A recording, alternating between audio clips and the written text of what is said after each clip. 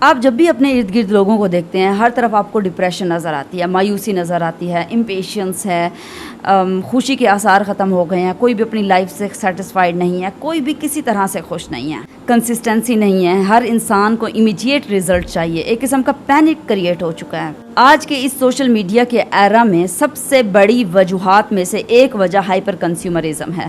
ہمارے اوپر کانٹینٹ کی کانسٹنٹ بمبارڈمنٹ ہے، ہر ڈومین میں کنٹینیوسلی ایکسپلیسٹ کانٹینٹ ہم کنزیوم کر رہے ہیں۔ ہم بہت زیادہ ایکسپلیسٹلی جب کانٹینٹ کنزیوم کرتے ہیں اور لوگوں کا شو آف دیکھتے ہیں، راتوں رات کامیاب ہوتا دیکھتے ہیں، راتوں رات امیر بنتا دیکھتے ہیں، اور پھر اس سب کو دیکھنے کے بعد جب اپنی زندگی میں واپس لوٹتے ہیں، حقیقی زندگی میں، اور پھر ہم اس کو ریلیٹ نہیں کر پاتے۔ جو کچھ بھی ہم نے دیکھا ہوتا ہے سوشل میڈیا کے اوپر، وہ کسی بھی طرح سے ہماری اصل لائف میں امپلیمنٹ نہیں ہو رہا ہوتا۔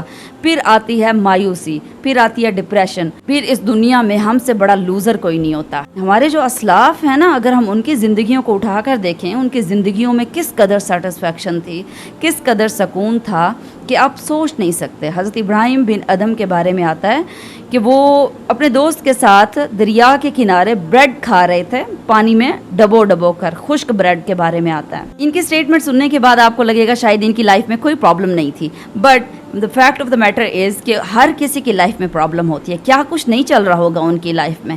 کہتے ہیں کہ آج کے دور کے بادشاہوں اور ان کے بیٹوں کو اگر پتہ چل جائے ہم کتنے سکون میں ہیں، ہم کتنے سیٹسفائیڈ ہیں، تو وہ تلواریں لے کر ہمارے پیچھے دوڑیں اور ہمیں ماریں اور ہم سے وہ سکون اور سیٹسفیکشن چھیننے کی کوشش کریں۔ کبھی آپ نے سوچا کہ ان کی زندگیوں میں کس قسم کی سیٹسفیکشن ہوگی؟ آئی ونڈر کہ اتنا کچھ ہونے کے بعد کہ ان کے پاس بریڈ بھی سوکھی ہے اور وہ پانی کے اندر ڈبو کر کھا رہے ہیں اور بول رہے ہیں کہ ہم اتنے سکون میں ہیں۔ اس بات نے مجھے حیران کر دیا کہ ہمارے پاس کیا کچھ نہیں ہے رب کا دیا ہوا، کھانے کے لیے، پہننے کے لیے، اوڑھنے کے لیے، کیسی کیسی نعمتیں اللہ نے ہمیں نہیں دی ہوئی۔ اصل میں ہمارا جو تقدیر پر ایمان ہے نا، جو اللہ نے ہمیں دیا ہوا ہے، اس پر شکر ادا کریں، اس کو اکنالج کریں، اس کی بات کریں ہم، لیکن وہ ہم نہیں کرتے۔ اللہ نے جو کچھ بھی اگر زندگی میں لکھ کر رکھا ہوا ہے وہ آپ سے کوئی بھی نہیں چھین سکتا۔ اس کے لیے پینک ہونا، مایوس ہو جانا، ڈپریشن میں چلے جانا، یہ اصل میں تقدیر پر ایمان کی کمزوری ہے اور کچھ بھی نہیں ہے۔ میں ہمارے ایموشنز کو نیگیٹ نہیں کر رہی اور نہ یہ کہہ رہی ہوں کہ ہمارے اندر ایموشنز نہیں ہونے چاہیے یا خواہشات نہیں ہونی چاہیے، کوئی چیز ہمیں اچھی نہیں لگنی چاہیے۔ آپ کے اندر خواہشات بھی ہو سکتی ہیں، آپ کے اندر کریونگز بھی ہو سکتی ہیں۔ اللہ نے ہمارے اندر ڈیزائرز رکھی ہیں، ایسے ہارمونز ہمارے اندر رکھے ہیں جو ڈیزائرز اور کریونگز کو پروموٹ کرتے ہیں، but all you have to do is you have to discipline and channelize these all emotions۔ ہمارا دین جو ہے نا وہ ڈیفیسٹ مائنڈ سیٹ کے ساتھ رہنے کو نہیں کہتا ہے، یہ نہیں کہتا کہ آپ اپنے ایموشن، ڈیزائرز اور کریونگز اور جو چیز پسند ہے اس کو پیچھے چھوڑ دیں، کبھی بھی ہمارا دین نہیں کہتا ہے۔ رسول اللہ صلی اللہ علیہ وسلم کی حدیث ہے کہ جو چیز بھی فائدہ مند ہے، جو چیز بھی بینیفیشل ہے، اس کو حاصل کرنے کی کوشش کی جائے، حاصل کرو، اس کو محنت کرو، اس کے بارے میں کنسسٹنٹ رہو، اور کوئی چیز خود بخود نہیں ہو جاتی، ہمیں خود کرنی پڑتی ہے۔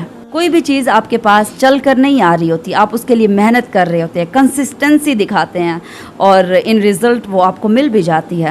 ہاں، اگر آپ بہت زیادہ کسی کام کے لیے محنت کر رہے ہیں، کسی کام کے لیے دعائیں کر رہے ہیں اور کنسسٹنٹ بھی ہیں، لیکن وہ کام نہیں ہو رہا، وہ چیز آپ کو مل نہیں رہی ہے، but trust the plan of اللہ سبحانہ و تعالیٰ۔